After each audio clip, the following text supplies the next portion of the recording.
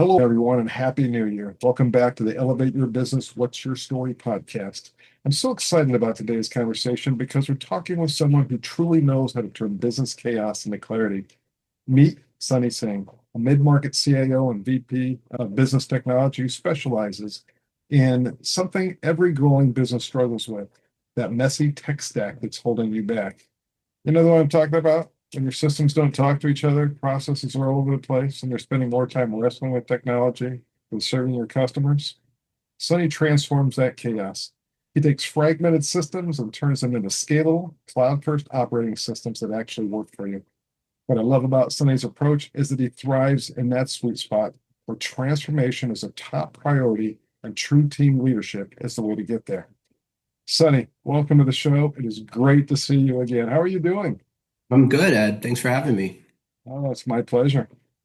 When you look back, what are two to three moments that really stand out to you as pivotal in your career to get you to this point? I'll do them in chronological order. So the first sort of aha moment for me was I was finishing my bachelor's and it was an Excel modeling course for my MIS degree. And I actually quite enjoyed it, which was surprising because, I went into it thinking, Excel, like, why? I hate this. I don't want to do this. But I actually loved it. It turned out to be one of my favorite courses and probably one of the most useful ones. So I went to my professor and we were doing modeling. And up until that point, we are just repeating existing models. We weren't creating our own. I went to him and I asked him, I said, when are we going to create our own models? We're just doing these worksheets, these workshops. We're not creating any of our own models. When's that going to happen? And he sort of just looked at me with perplexed look and he was like, hey, that's master's level stuff. You want to do a master's in that? Yeah, let's go ahead. But this level, this is what we're doing. And that stood out to me because for me, I was like, well, that makes no sense. So I know how to follow instructions. I follow the model that's already created, but I don't know how to create new ones. And I don't know how to conceptualize those. So when I go out into the real world, I'm going to have to create models. I'm going to have to take business situations and create Excel models off of real world information. And that to me was the first sort of kink in the traditional education armor. After that, I went to trade school. I finished my bachelor. Actually, there was a little bit of overlap, but right into trade school. And I went straight into computer networking technology. I learned all the basics. I was up in the ceilings running Ethernet wire, terminating it, all the things. And it was the most fun I've ever had in my life. It was amazing. But that instance was the first time I really sort of started to see there's a difference between doing and creating. At that point, I didn't understand the question yet. It was more of like a tangible feeling or a gut feeling, like there's something different. This is not that sort of thing. I didn't know what it was yet. But in trade school, I actually learned how to do, how to create, how to build. So I understood the conceptual piece from my traditional education, but then I was able to couple that with my trade school education, which actually get a ladder, get up in the ceiling, run that cable, terminate it. This is where it goes. I'm like, okay, I understand task-wise how to create that thing. Now I can create connections to the servers. Now I know how to wire a whole building. So that was a huge moment for me in my learning journey. Like one of the keys in that is that you never stopped asking questions. You had started to create at least a vision. This is what it should be, and then figured out a march to get there. Is that a fair way to characterize that? Definitely. Now, the next piece is you convincing my wife that this is a good thing, always asking questions and trying to change things and make things better. Looking back on hindsight, I struggled with that concept, that idea, my entire educational career. I just felt like I was asking questions that almost should have been obvious, but no one asked and no one was talking about that information. It wasn't like the teacher was like, oh, we're going to get that in a second. Like they never got to it. So in hindsight, that was very transformative for me personally, emotionally, and intellectually, just to know it was something. It wasn't just some weird neuroticism that I had. For our audience out there, there's two thoughts that keep spinning through my head as you're sharing your experience. And one of them is that if you work for an organization, your ability to really think and act forward is going to be contingent on the culture in which you're working with. But as Mm. a business owner, it's a different story. You must be always thinking about, well, stay curious. What could I do with this? What's that next step? Oh, I've seen this thing. I heard this thing called pivot tables within Excel. how do those work? What's the value of those? How do I use those to help me understand things better? And of course, today we've got AI to help us answer a lot of those questions as well.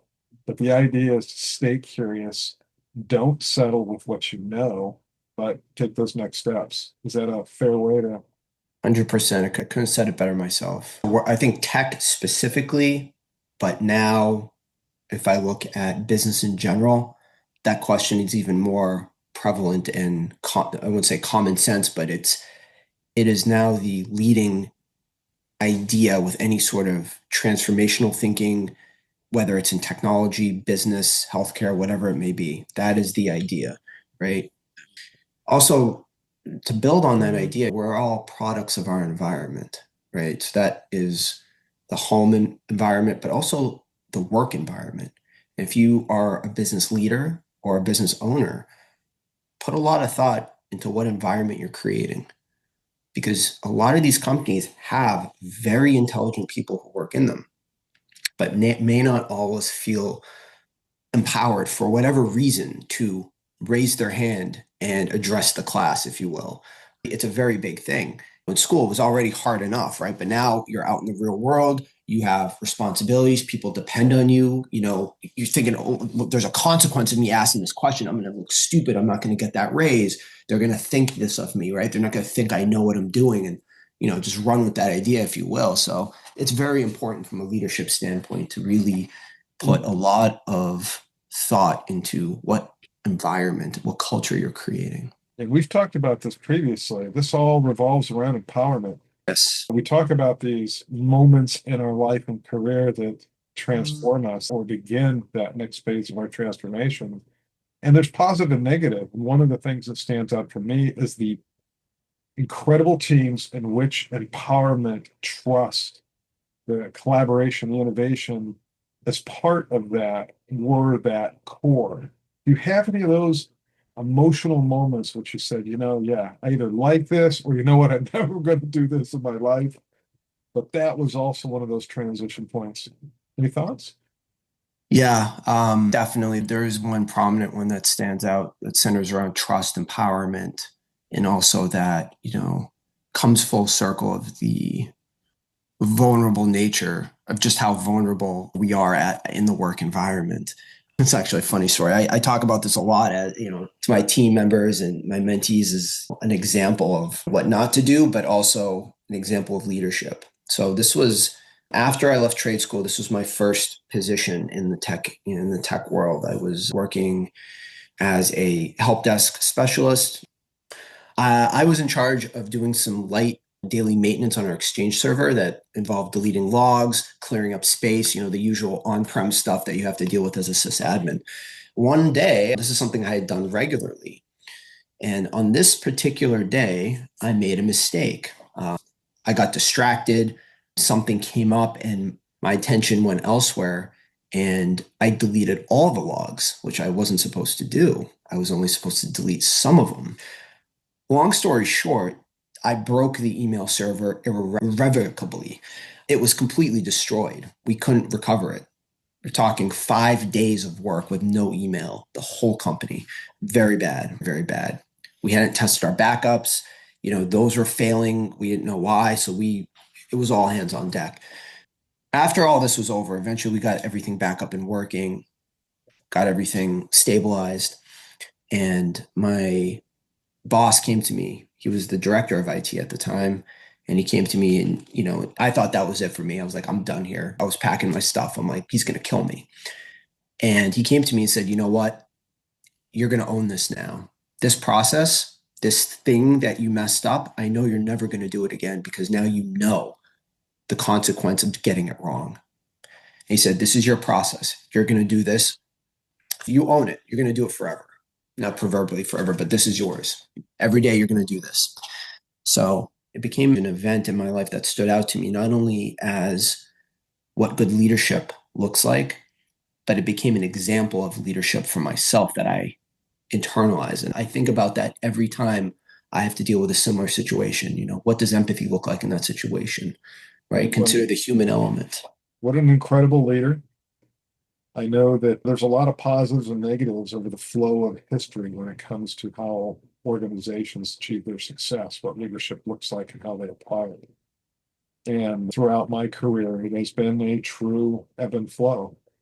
But I also reflect often about the biggest struggle in the 1990s is as we were being guided as mid-senior and senior level leaders to be better managers, to be better leaders, to drive organizational growth.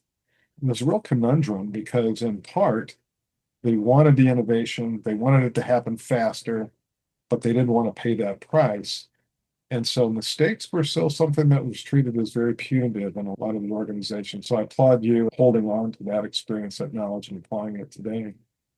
And you've already started to allude to this, but walk us through when things were not working. I often think about when I had to make my first company change. I had to move companies for the first time, get a new job, right? The second job of my career. I was at the first one for quite a while, right? I was very comfortable. It's all I knew. But 8 years in, I was starting to ask questions, question situations that no one wanted to answer. My thinking was just too big for that environment anymore. With the things I wanted to do, my aspirations, my ambitions. So I had to come to the very painful realization over the course of probably 2 years, the last 2 years there, that this is not the right place for me anymore. And that's okay. I have to go and stretch my wings and move on and find different experiences. Those last 2 years, me personally, emotionally, it was not very satisfying. A very high level of dissatisfaction with the work life situation there. And it was emotionally difficult, right? Moving, changing jobs, going out there, looking and seeing, what other people are doing and comparing yourself against it. I equate it very much to being like an artist, publishing your work for the first time, just having to stand there and receive that reaction, just it's terrifying. I'm smiling a little bit because, boy, am I resonating with the experiences. Yeah. Anything else you want to share from a time in your life when something wasn't working and what you did to actually make it through that? Oh man, I have so many of them. I don't want to bog us down just going through all of my things. I'm interested to see, what your thoughts are on the matter as well. Well, part of the challenges that I see a lot is we get stuck, and I think we've talked about this a little bit. And people start to put band-aids on things, work long hours, focus on things that might not be the most important in their business. And one of the things that I try to do is to always go out, talk to great people, get inspiration, read things, listen to things. Where am I going to get my inspiration? In some cases, believe it or not, it's listening to fantasy books because talk about authors that have, they've got the creative world at their fingertips and they come at problems and dealing with people in ways that are like, oh, wow, I want to emulate my leadership style off of that character in that book. How do I do that? What steps do I take? So I think that there is some real value in just continuing to stay curious and work through it, but find ways when you do become stuck, especially emotionally stuck, gratitudes, say two or three gratitudes in the morning, say two or three gratitudes in the evening. Begin the day, end the day on positive notes and appreciate the small things because, yeah, a lot of bad things are happening. I don't know about you, but what I've heard from person after person out of 2025, a lot of people struggled. Yeah. And it's the hope, but in order for that hope to work, it's the actions we take. Exactly in alignment with the story earlier is you saw something better and you decided that, you know what, I need to understand the other side of that equation. That's a set of behaviors that each one of us needs to consider as we go through those emotionally challenging times. And we're all going to go through it. It's definitely a life skill. I very much view it like that, and looking back on considering my more recent experiences with the business side of things, I had this impression, this idea that, the people at this level, they know what they're doing. Like they just know how to do these things. And then I got there and I realized no one really knows. They understand the questions to ask in order to figure it out. And that was another pivotal realization for me. I'm like, no one really does know. And I ask pretty good questions. So I think I'm a lot further along in this than most, and I think that's a huge life skill as well. So what's the percentage of the population out there, leadership, business owners, that have some element of imposter syndrome that's holding them back because they do think that others are better and they're not, in some cases, learn from them if they are, but it's not that in all cases. And so, to some degree, every single one of us is stretching into what we see as our ultimate role in whatever we're doing. And as business owners, that's a constantly evolving situation. 100%. Gets back to everything you were talking about, the culture, the environment, the leadership style, all those things, all of them. I think a lot of people are also, high performers are victims of the Dunning-Kruger effect. I can't paraphrase it very well, but the general idea is that people understand how much there is to know and have such a high regard of respect for that knowledge that they sort of downplay themselves in that spectrum, even though they are more likely at the very high level. I identify with that in the last 5 years, right? I've had to deal with that a lot. But again, getting back to that second idea, no one really knows this stuff. It's stuff you figure out. The skill is being able to figure things out. It's not knowing, it's being able to figure. The greatest teams that I ever worked with was I was on an executive MBA program. They formed teams to study groups that became project teams, et cetera. The difference in our skills and characteristics are absolutely incredible. But the relationship that we had of genuine trust, we guided, we taught, we helped each other succeed. And we had the longest running group of solid A's. That was because of the teamwork. We didn't do each other's work. We'll held each other accountable, but we were there to support them. To me, if there were more work environments that had that, they could be so much more successful. That's a very interesting idea you bring up. I'm also very fascinated with military thinking and strategy in that very regard that you just said. I was at a conference a long time ago, and there were a lot of veterans in this group. We broke off, we did group work. From the repetitive theme I was hearing from these veterans, people who had served and done very important things, were people don't get along, right? And they think that this is a requirement. It's not, right? We're here to do a job. I don't need to like you as a person in order to do my job and rely on you to do yours, right? That's our relationship. We don't need to like each other. And that word, we don't need to like each other, stuck in my mind because I think of, yeah, I may not like this person I'm working with, but if I'm a soldier on the front lines and my life depends on him doing his job and vice versa, who cares?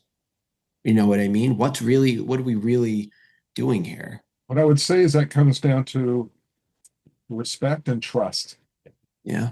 Goes back to because no matter what environment, in my mind, I'm envisioning a battlefield type of environment where on a deployment, and this is a team of five, and every one of them has a complementary skill. There's some overlap for backup, and now are we ready to go out there and face the world? And if emotionally we are at odds with one another because we don't have the trust and respect, what's the outcome of that relative to the deployment? And I do know that there are some tools and approaches out there to help those deployment teams understand where they're at, trend that dynamic, and ensure that through that understanding of what's the real emotional connection or non-connection between these deployment team members, what do they do about it? How do they resolve that before they head out on deployment? When those types of steps are taken, the deployment success results skyrocket. Friction, Could that reducing do? friction. Yeah, what could that do in the work environment? And one of my dear friends, favorite people in the world, he has a quote, and I'll just paraphrase his quote. The bottom line is he removes the toxins from his life.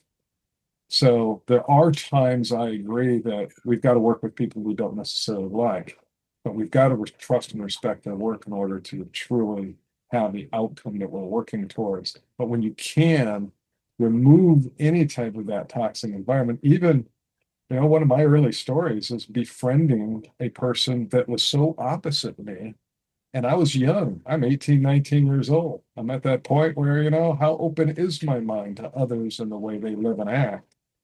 And I found out within that 2 years that this was a really wonderful person, and we became the greatest of friends. And to this day, I have a concrete eagle out on my patio, and it was a gift from my partner in that particular project.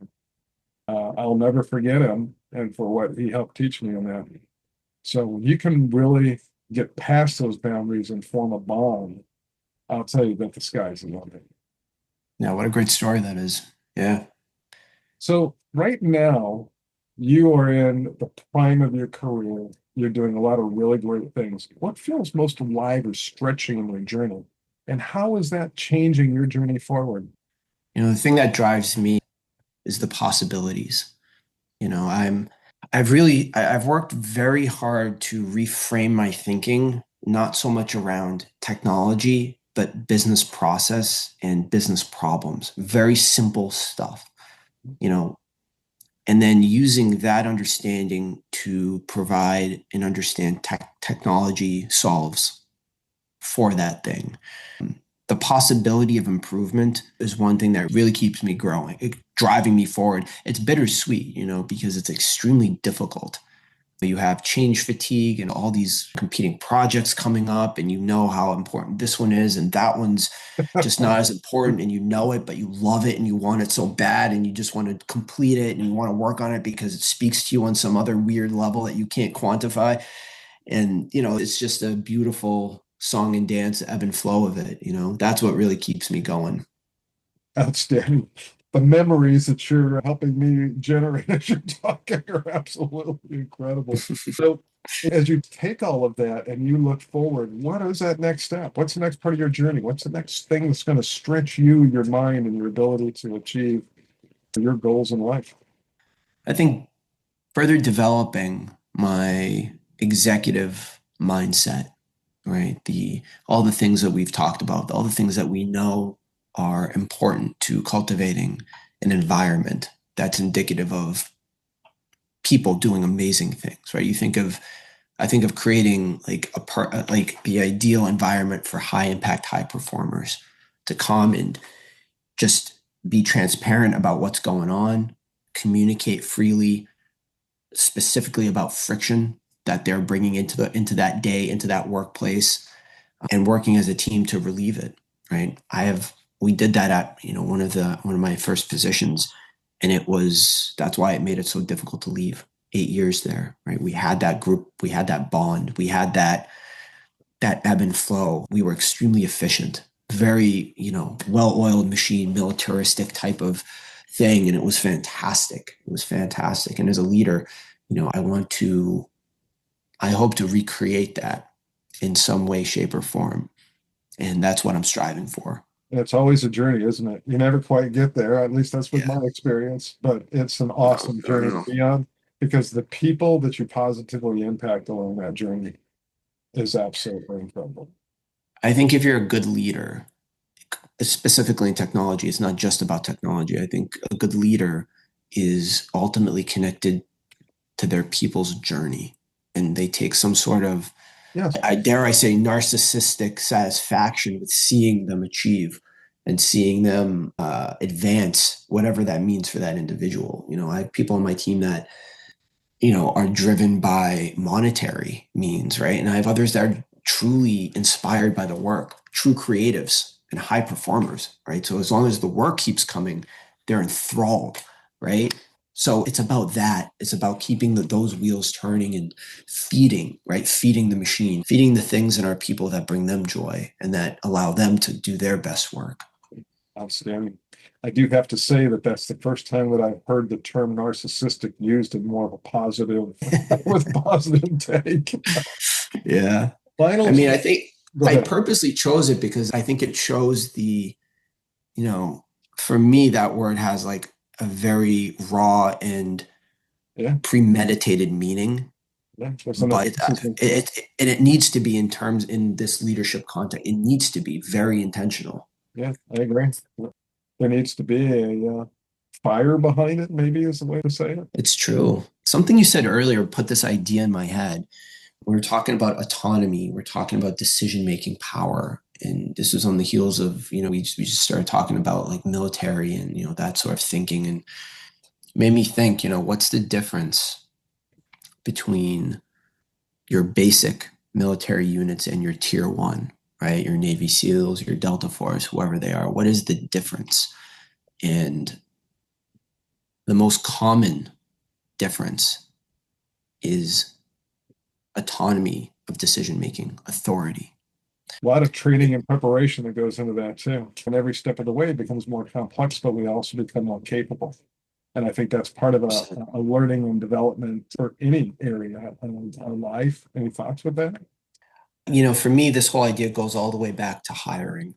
It goes to the beginning of it, right? Assessing the culture fit of the employee, of the resource you're bringing in, right? The goal for me is to help them succeed, right? I want them to succeed. That's the goal. How can I bring in the most successful individual into this role, into this company and role, and have them succeed? What does that profile look like? Well, Right? here's a question to that point, though. I've worked quite a few different organizations, and one of the challenges that leaders within organizations often have is they've got a culture to work with, to work from. And each one of us represents our own subculture to the greater organizational culture.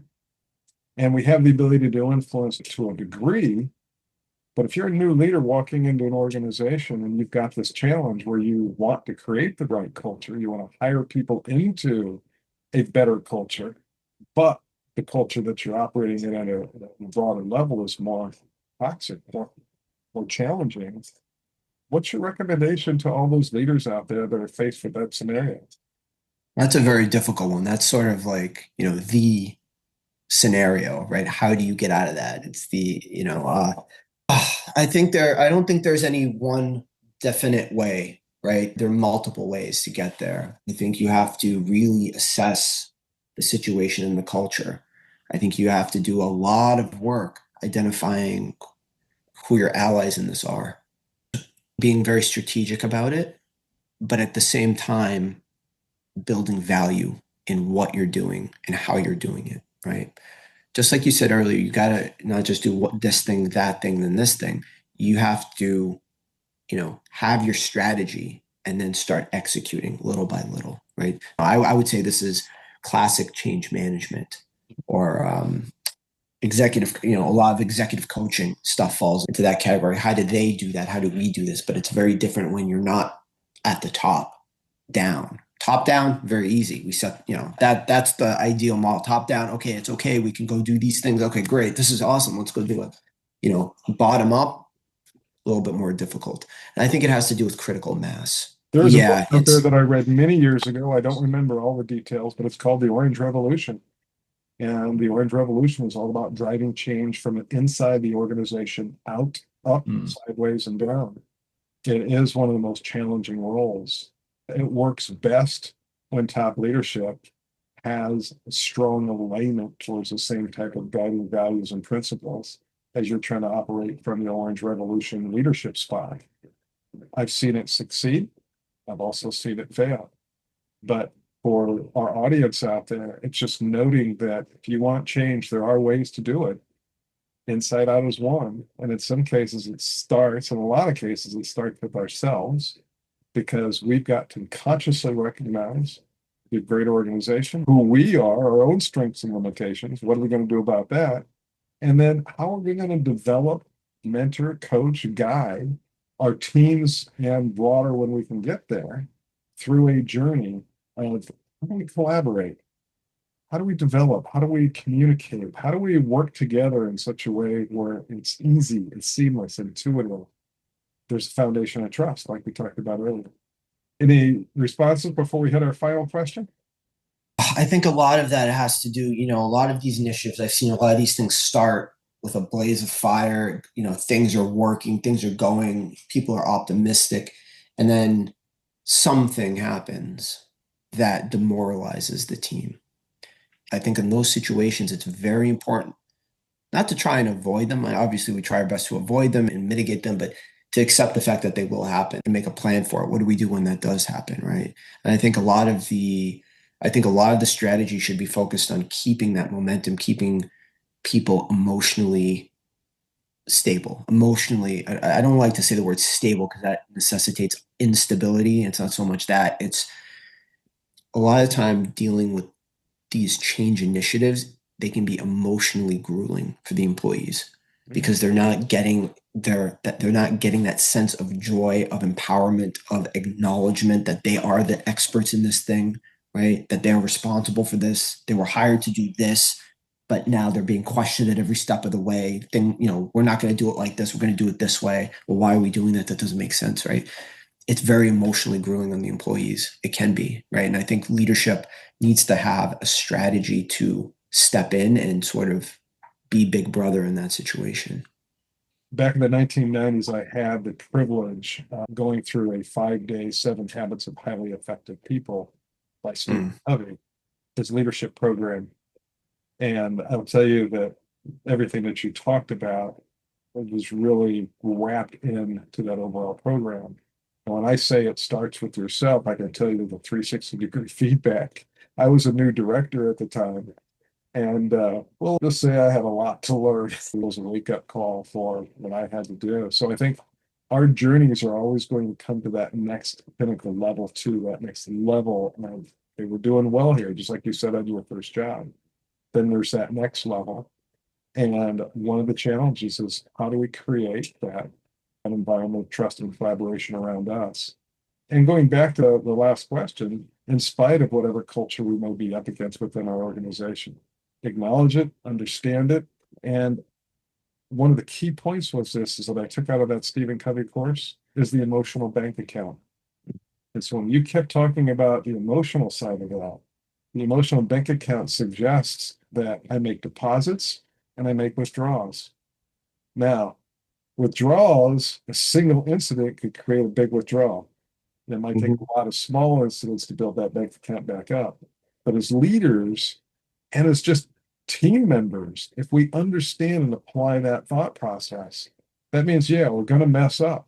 We're going to screw up. Okay. Now, what are we doing to make it right? And what are the deposits that we need to make, we're going to make in order to overcome whatever withdrawal that we just went through and experienced? And for organizations, it's no different. Layoffs are deductions from the emotional bank account of every employee in that organization to one degree or another. 100%. So, what's the organization going to do to encourage the loyalty, to encourage the positive side of who they are, what they do, the values that they live by as an organization? Because organizations at times do have to go through very difficult decisions, such as laying people off. At the same time, the way too many of them do it, it's brutal and harsh, and they don't really care about that emotional bank account of their organization, their team, and their team members. So, what I invite people out there to do is to consider that the emotional bank account, whether it's with your spouse, your children, your friends, your organization, it applies in everything that we do. I'm not perfect. I'm still working on it too, but I do keep it conscious every day. So that's what I would offer out there. Anything to add or I think that's absolutely fantastic. They're knowing, that's very affirming for me, knowing that there is an established thought process around, my experiences and my ideas on this topic. That's very affirming, but I agree with it wholeheartedly. It is it's an active situation. You have to be doing it as a leader, as a manager. On the flip side, I think for leaders that don't do this, I think that's the other situation from the employee perspective.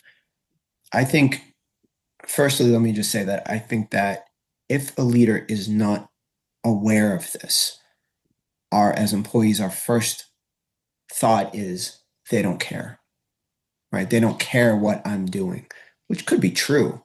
But consider that if someone is in a leadership position and they truly don't care about your well being, that takes a pretty special kind of psycho, right? That takes a pretty special kind of individual to have that level of apathy, no? and I think that's also important for employees to keep in mind about about their leaders, that they are human as well. And they may not know that they're doing it. So here's my only comment to that. There are narcissists out there. So when you use the term narcissist the way that you did earlier, that's what Yeah. caught me about it. Because to me, the narcissists out there, they're about one thing, whatever they believe is right, whatever goal they have in front of them. And one of the reasons that I emphasize this point is I actually had a top leader of an organization multiple times, both in one-on-ones with that person. I reported to him, as well as in small group senior meetings. This person would brag about not having empathy. Hmm. Empathy is all about understanding and caring about other people. So I do think that there are situations out there and there are people out there that just truly lack empathy. Yeah. My point I was trying to make there is I think that, and I think you're saying it as well, I think they're the exception and not the Hope rule. so. Well, I think trust but verify, right? Always. Final takeaway for the audience. If there's one thing you can tell them right now and say you really need to consider this for your success in your life and career, what would that be? I'll say this to all the listeners, regardless of their position or title or responsibilities. Don't be afraid to make decisions when you have the facts on which to make them. That was a very powerful quote. The founder of Netflix's father said that to him, and it became one of these business quotes that a lot of people use. I heard it a way back, and it always stuck with me. We have this tendency to be, paralyzed by analysis. Oh, but did you check the numbers this way? And what about this? And what about that? And due diligence is a good thing. We can all agree on that. But there is a place where it becomes paralyzing, right? We know the situation on the ground. We understand the risk. We understand the benefits. Let's go ahead and make that decision, right? Jeff Bezos says it, he's said this in interviews. I may not agree with your position on this or your strategy, but as the manager, as the person overseeing it, you and I are going to do it together. And if we fail, we're going to fail together. And I'm not going to tell you I told you so. I love it. Absolutely. So that comes full circle for me. That's how I think that's how impactful change is made, but also how impactful relationships are created. I love it. What an incredible conversation, Sunny. And thank you so much for sharing your story and the insights provided to help our audience in their journey to success. To everyone listening, if you found value in today's episode, please subscribe to the Elevate Your Business YouTube channel. We've got more amazing guests lined up who are doing transformative work just like Sunny. And here's the thing. If you have a story about elevating your business, overcoming challenges, or creating real impact in your industry, I want to hear from you. Reach out and let's get you on the show. Your experience could be exactly what somebody else needs. Until next time, keep elevating your business and remember, your story matters. Have a great day, everybody.